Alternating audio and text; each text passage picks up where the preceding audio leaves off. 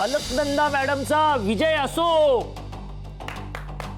मस्त मानलं पाहिजे तुला. तुझे जे प्लॅन्स असतात ना ते सगळे बुमरँग सारखे असतात. कसं सांगू, तू समोरच्यावरती टाकते तर कर, पण परत तो तुझ्याच नाकावर येऊन आदळतो. नेहमीच झालंय म्हणा हे सगळं. गप्प बस मॅडी. गप्प बस गप्प बस गप्प बस. अगं का गप्प बसू मम्मी? आता काय झालं बघितलंस ना. तू जे केलं ना त्याच्या उलट घडलंय सगळं. स्वतःला या पटलावरची राणी समजतेस ना तू. एक साधा प्यादा भारी पडला का तुला? त्या शुभ्याबद्दल बोलतोयस का? हो, त्या शुभ्याबद्दलच बोलतोय मी. त्याने जो तुझ्या चालीवरती पलटवार केलाय ना त्याबद्दल खरं तर त्याला मानलं पाहिजे. गाल लाल करी ना मॅडी, लक्षात ठेव. तेवढं मात्र तुला एकदम परफेक्ट जमतं. कर कर कर, गाल लाल कर, माझ्या चुका काढ, मामाकडे ने मला आणि माझ्यावरती ओरड. पण त्या शुभ्या आणि श्रावणीला काहीच करू नकोस. सांग ना, काही करणारच की नाही? सांग ना मॉम, तुझ्यावरती चिडू नको तर काय करू मी? काय करू? आता मला हे ना सहनच होत नाही. तुझं म्हणणं बरोबर आहे. त्या शुभ्यानीच्या खिमटीमध्ये काहीतरी मिसळलं असणार. हे बघ, ही सगळी ॲलर्जी आली आहे ना, हे सगळं रॅश वगैरे, हा त्याच्याच प्लॅनचा भाग असणार बघ. तूच केलंस नाही सगळं? तूच केलंस ना? बोल. अहो आत्यासाहेब, तुम्ही काय बोलालाय सर? अहो या घरचा मी साधा नोकर आहे. मी हे सगळं केलं असं वाटतं तुम्हाला? अहो नाही हो आत्यासाहेब. अहो या गरीब माणसाला एवढी बुद्धी कुठून येईल? तू या घरचा नोकर आहेस ना, हे कायम लक्षात ठेव. नाही तर मी काय करू शकते याची तू कल्पनाही करू शकत नाहीस. आत्यासाहेब, कल्पनेचं सोडा. अहो प्रत्यक्षात काय होऊ शकते याचा सगळा हिशोब करूनच मी पाऊल टाकतो.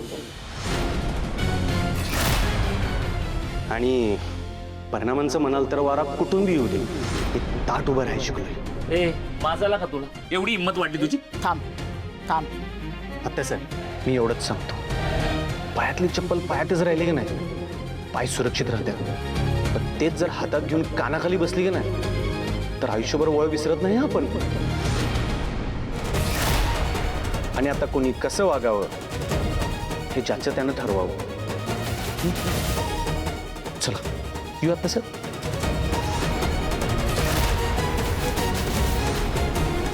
श्रावणी, आता सगळं काही ठीक झालंय. तू आता इथून कुठेही जायचं नाहीयेस. श्रावणी मॅडम. ये शुभू. शुभू, तू केलेला प्लॅन मस्तच होता आणि तो सक्सेसफुल सुद्धा झाला. मी खूप खुश आहे. अपर्णा मॅम, मला एकट्याला कुठं क्रेडिट देत आहे? खरं सांगू, हे तुमच्यामुळे शक्य झालंय. तुम्ही आत्यासाहेबांचं बोलणं ऐकलं नसतं ना, मला काहीच सुचलं नसतं. हो, पण हे सगळं तू घडवून आणलंयस आणि मला जास्त या गोष्टीचा विचार करून आनंद होतोय की आपण नंदाक्काला हरवलंय, जे आतापर्यंत कोणीच केलं नव्हतं. खरंय. मॅडम, तुम्ही असं तोंड पाडून का बसलाय? आता तर अहो काळे ढग पांगलेत. तुमच्या चेहऱ्यावर आनंदाची लाट यायला पाहिजे मॅडम. तुमच्या भाषेत ते हुरफुर हिट झालंय. हा, हो, आणि खरंच तुम्ही दोघांनी माझ्यासाठी जे केलंय ना त्यासाठी खूप खूप थँक्यू. पण खरं सांगू का, मला ना असं धर्मसंकटात अडकल्यासारखं झालंय. मॅडम अहो असला काय बी विचार करू नका तुम्ही आता. अरे म्हणजे बघ ना, जर साहेब माझे बाबा नसतीलच तर 6 महिन्यांनी मला लग्न करून या घरातनं जावंच लागणार आहे. मॅडम अहो 6 महिन्यांनी ना, आत्ता तर नाही ना. अहो त्यामुळे आत्ता उदास का व्हायला लागलाय? त्यावेळेचं त्यावेळी बघू की. तुमच्या चेहऱ्यावर स्माइल पाहिजे मॅडम. चला एक स्माइल द्या. तुमचा चेहरा गुलाल उधळण्यावानी झाला पाहिजे आता. तुम्ही म्हणता कसं, लॉजिकला सुट्टी मॅजिकला एंट्री. हा, हस ग आता.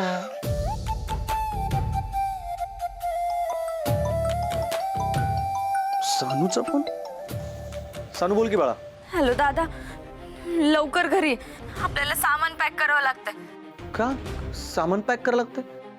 काय झालं अचानक? स्वीटीनं आपल्याला घर खाली करायला सांगितले. तू बोलला होतास ना 2 दिवसात घर खाली करतो म्हणून. ते 2 दिवस आज पूर्ण होत आहे. हे काय चाललंय? असं काय बोलायलीस तू अचानक? अचानक नाही हो शोभाताई.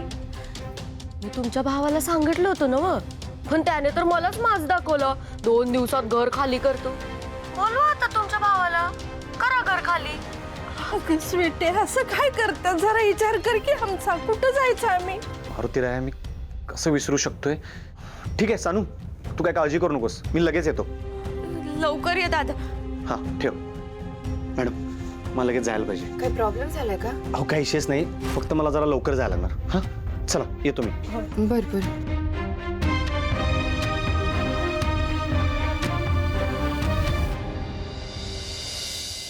कारभारने जे काचेचं असेल ते कागदात गुंडाळ बर का. होय होय. ते तुम्ही एक काम करा, ते कपाट आहे ना, ते कपाट जरा कापडात गुंडाळा आणि उचलायला कोणीतरी बोलवा. सानिका तुझे सगळे पुस्तकं घे काय, नाही ते विसरून जाशील. सानू बाळा, जे पॅकिंग झालंय ना ते जरा बाहेर नेऊन ठेव. शोभत आहे काय काय भरलं? हा बॉक्स. हा तू कसं? हा नाही.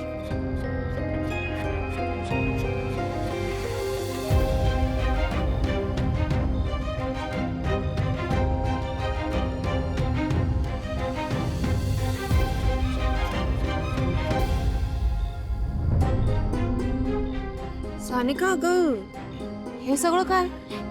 तुम्ही सामान का भरताय टेम्पोत? अगं सानिका, सानिका, अगं काय झालंय? श्रावणी, मी घर सोडून चाललोय. काय? अगं पण का? ते दादा आणि स्वीटीमध्ये खूप मोठं भांडण झालंय, म्हणून तिने आम्हाला घराबाहेर जायला सांगितलंय. भांडण? असं कशावर इतकं भांडण झालं होतं? काय काय नाही. जाऊ दे कसं, सांग ना मला काय झालं होतं. श्रावणी, हां. श्रावणी मी तुला सांगितलं तर तुला खूप राग आहे. सानिका हे बघ, मला काही राग वगैरे येणार नाही. श्रावणी, दादा आणि स्वीटीमध्ये भांडण तुझ्यामुळे झालं. माझ्यामुळे? सानिका बघ, प्लीज मला नीट सांग सगळं काय झालंय ते.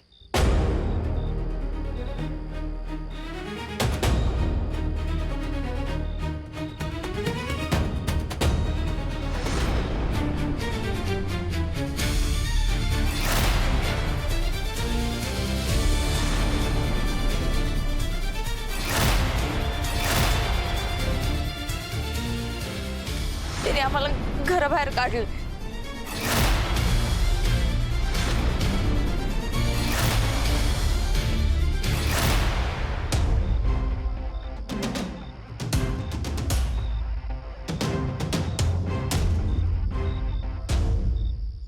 शुभवारी हे सगळं काय? तुम्ही घर सोडून जाताय? हो मॅडम. का? तसं काही कारण नाही आहे, पण आपण मित्र आहोत ना, तरी खरं कारण सांगणार नाहीस मला? अहो तसं काहीच नाही, खरंच सांगतोय मी तुम्हाला. मला माहिती आहे खरं कारण काय. माझ्यामुळे तुम्हाला घर सोडून जावं लागतंय. तुझ्या आणि स्वीटीच्या भांडणाबद्दल सानिकाने सांगितलं मला सगळं. अरे मी हरले तर तू घर सोडून जाशील अशी पैस लावायची काय गरज होती तुला? नाही नाही, हे सगळं माझ्यामुळे होतंय ना. मग आता नवीन घर सुद्धा मीच तुम्हाला बघून देणार. काय? खरं का काय? भाई एकदम येळेवर आलीस बघ श्रावणी. म्हणजे आम्ही आता तोच विचार करत होतो का ते एवढं सगळं सामान घेऊन जायचं कुठं. त्याने जरा गप बसतेस का? मॅडम हे बघा, आधीच तुमच्या आयुष्यात एवढ्या अडचणी आहेत, आता माझ्या अडचणीत पडून तुमची अडचण नका वाढू. मी काय ना काहीतरी करतो, तुम्ही निश्चिंत राहा. काय निश्चिंत रे? आणि तू काय करणार आहेस? शुभ, आज तू माझं इतकं महत्वाचं काम केलंस, मी इतकंही नाही करू शकत का तुझ्यासाठी?